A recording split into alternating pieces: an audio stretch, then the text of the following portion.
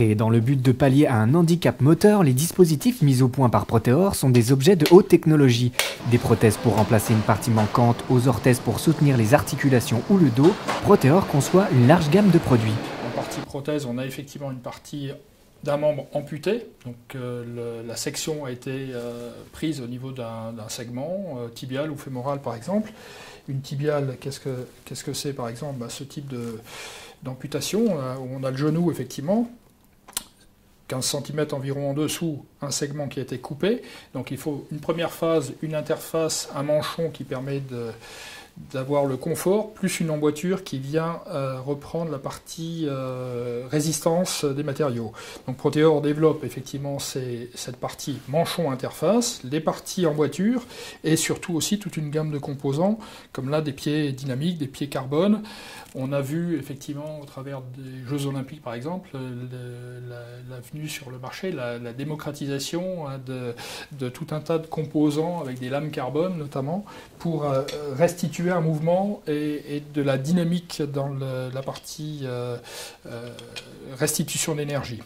Et à l'inverse des orthèses, on a par exemple celle-ci, une genouillère. Une genouillère, c'est qui va aider à tenir droit ou à compenser une déficience. En général, on va être dans le cas d'une orthèse sur une atteinte neuromusculaire. Donc ça peut être là sur une articulation, une déficience d'articulation par exemple avec une genouillère comme l'Audra, ou avec un autre système comme celui-là, qui va verrouiller l'articulation de genou dans certaines positions parce qu'on a une déficience musculaire.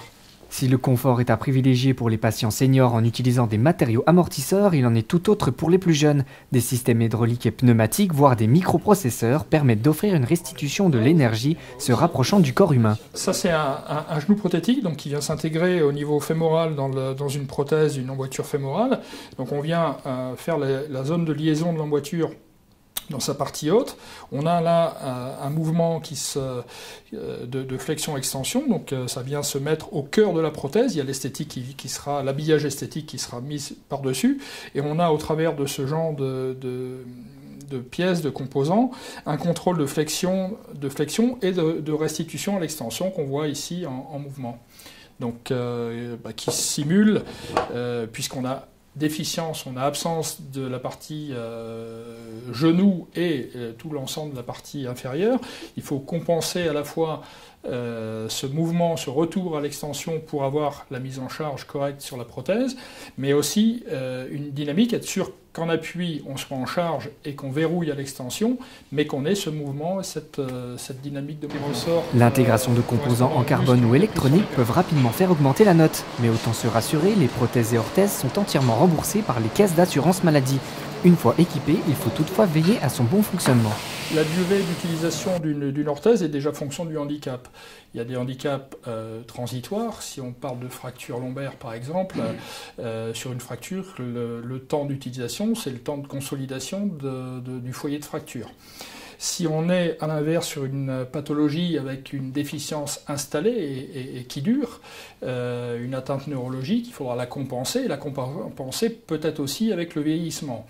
Donc il faudra effectivement qu'on ait des renouvellements, des révisions régulières, des consultations de suivi régulières avec nos patients pour qu'on ait un suivi minimum annuel de réglage, de vérification des systèmes pneumatiques, de vérification des électroniques dans les genoux à microprocesseurs par exemple.